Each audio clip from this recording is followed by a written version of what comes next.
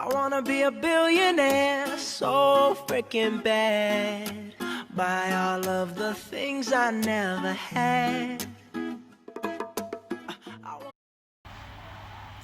Hello folks, welcome back to English with Nasid.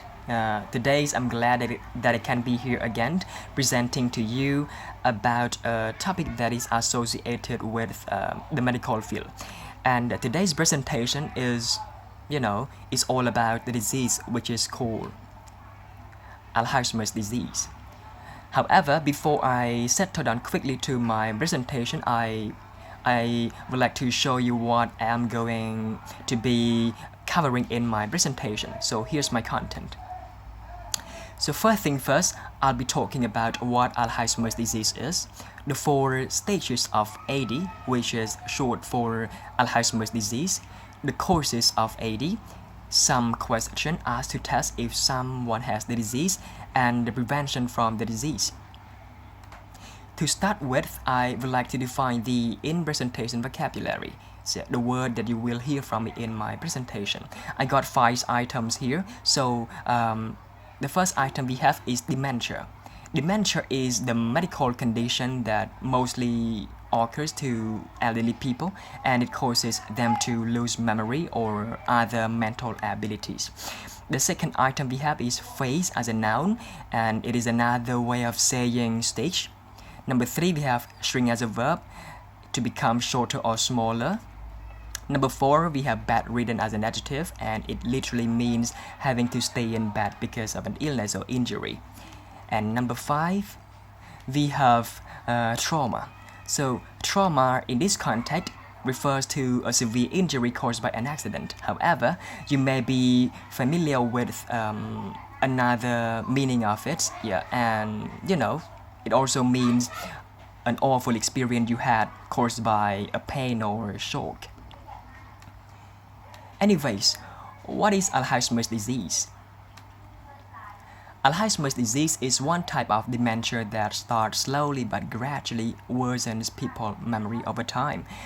The disease occurs to elderly people aged 65 or above, and on the first phase, Alzheimer's disease is often mistaken for the normal aging. Anyways, the patient's life expectancy is approximately from 3 to 9 years before they pass away. In 2015, Alzheimer's disease killed 29.8 million people worldwide. In developed countries, the disease is one of the most financially costly illnesses. Moving on to the 4 stages of AD. So the first stage is called pre-dementia. Initially, Alzheimer's disease is normally confused for the normal aging, and the most noticeable symptom is the short-term memory loss. This means people with AD have difficulties remembering recent events or facts. The second stage is called the early stage. So people with Alzheimer's disease have problems with language and fluency, as the ability of recalling simple words start to shrink in the daily conversation. Well, there was a time when I was holding a pen and someone came up to me and she was like, can I borrow what you are holding? And I asked, do you refer to a pen? Oh yeah, that's the pen I refer to, she said. You see, so even the simple word pen they tend to forget, and this means they are now on the early stage of Alzheimer's disease. The third stage is called the moderate stage. So the patient find it hard to read and write properly, and apart from that, they may misplace items in the house. They may be looking for their glasses while they are actually on their noses, or they may be looking for their key or the keychain while they are actually in their hands. And what is more severe is that they may tend to forget about how to perform the normal tasks like brushing their teeth, combing their hair, holding a fork or a spoon, and the like. Similarly, they might forget the names of their family members and friends, and they end up losing a sense of direction. They get lost on the way where they are supposed to get familiar with. And number 4, we have the final stage. So during the final stage, the language the patients use turns out to be from the simple phrases to single words or even the entire loss of speech. They may be unable to feed themselves due to being bedridden or unconscious. Consequently, people with Alzheimer's disease are completely dependent upon their family members or the caregivers at home. So this may create the stress or the frustration for people at home. In the end, people with Alzheimer's disease are moved from home care to the long-term care facilities. Moving on to the causes of AD, but let me remind you, the causes of AD are poorly understood. However, today I'm bringing the four main causes of AD for you. So the first cause is the failure of the brain proteins. The brain proteins fail to function normally. They disrupt the work of the brain cell, the neurons. Then the neurons are damaged, lose connection with one another, and eventually died. And the second cause is family history.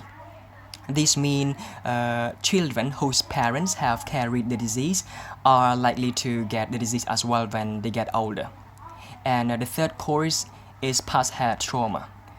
Well, if you had, an experience, if you have had experience severe head injury in the early day, you are also likely to get the disease as well when you get older. And the fourth cause is insomnia.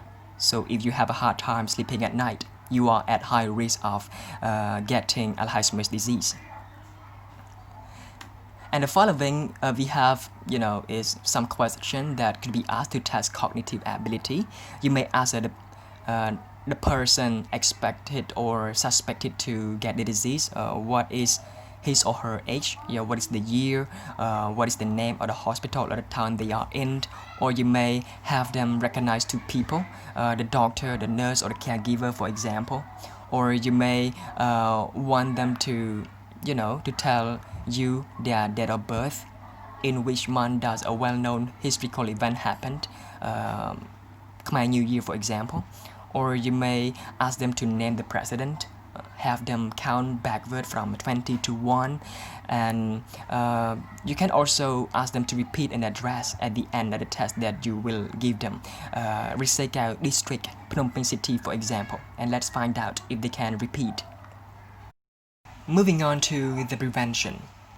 Even though Alzheimer's disease was found roughly a century ago, there has been no actual treatment to cure it yet. However, the following are some techniques for you to practice if you want to cut down the risk of Alzheimer's disease. So the first technique is to take part in intellectual activities.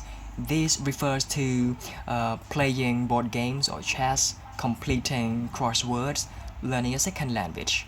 And the second technique is to be on diet and to do physical exercise regularly. The third technique is to consume alcohol. Don't get me wrong, here,